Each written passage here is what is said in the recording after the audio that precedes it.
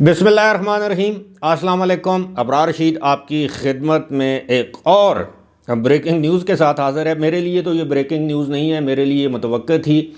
आज दिन में 12 बजे मैंने एक वीडियो अपलोड की थी जिसका थंबनेल था कि मुज़ाहिर अली नकवी के बाद अब किसकी बारी है। तो वो बारी मेरी तवक्को से ज़्यादा जल्द आ गई और आज सुप्रीम कोर्ट के सीनियर मोस्ट जज, जिन्हें प्यूने जज भी कहा जाता है, यानी चीफ़ जस्टिस काजी फ़ाइज़ ईसा के बाद सबसे सीनियर मोस्ट से मुराद ये है कि प्यूने जज तो वो हैं जस्टिस सरदार तारक मसूद, लेकिन उसके बाद जो सबसे सीनियर मोस्ट जज हैं जस्टिस एजाजुल एहसन, आज उन्होंने भी इस्तीफ़ा दे दिया था। याद रहे कि जस्टिस एजाजुल एहसन अक्टूबर में काजी फ़ाइज़ ईसा की रिटायरमेंट के बाद इन्होंने चीफ़ जस्टिस बनना था, लेकिन ये हैरान कुन ख़बर है कि उन्होंने अपने ओहदे से इस्तीफ़ा दे दिया है, इस्तीफ़ा सदर मुमलिकत को इरसाल कर दिया है। और अब हम आपको बताएंगे कि इसकी वजूहात क्या हैं कि एक ऐसा शख्स, एक ऐसा जज जिसने 10 माह के बाद पाकिस्तान का चीफ़ जस्टिस बनना था, चीफ़ जस्टिस बनने का एजाज़ हासिल करना था, लेकिन वक्त से पहले मुस्तफ़ी क्यों हुए।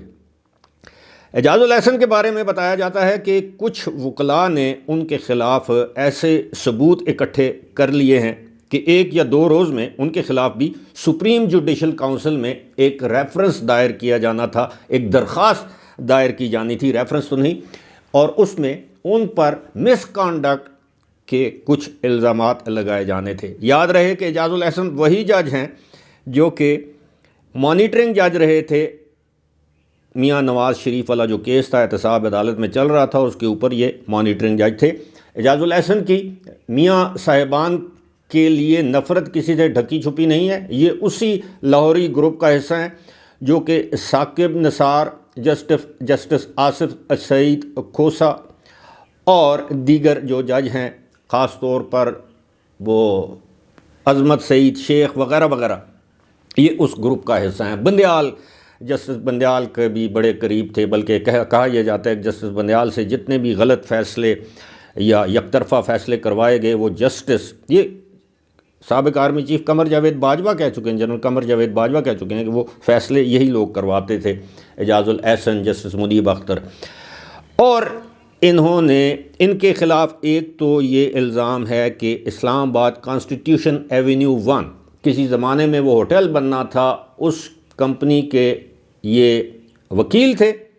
बाद अज़ां जब ये सुप्रीम कोर्ट के जज बने तो उसी कंपनी के हक़ में फ़ैसला दे दिया। और ये वही इमारत है जिसमें साबिक़ चीफ़ जस्टिस साकिब निसार और पाकिस्तान तहरीक इंसाफ के बानी चेयरमैन, साबिक़ चेयरमैन इमरान ख़ान के अपार्टमेंट या फ्लैट्स भी मौजूद हैं।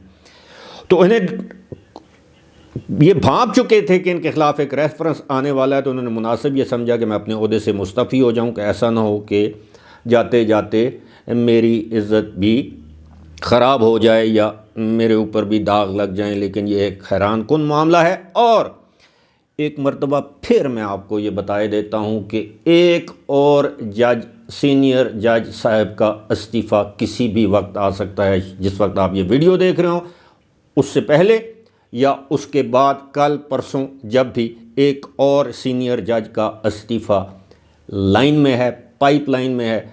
जिस तरह मैंने आज पहले आपको ख़बर दी थी, अल्हम्दुलिल्लाह वो ख़बर दुरुस्त साबित हुई और इंशाअल्लाह ये ख़बर भी दुरुस्त साबित होगी। फ़िलहाल मुझे दीजिए इजाज़त।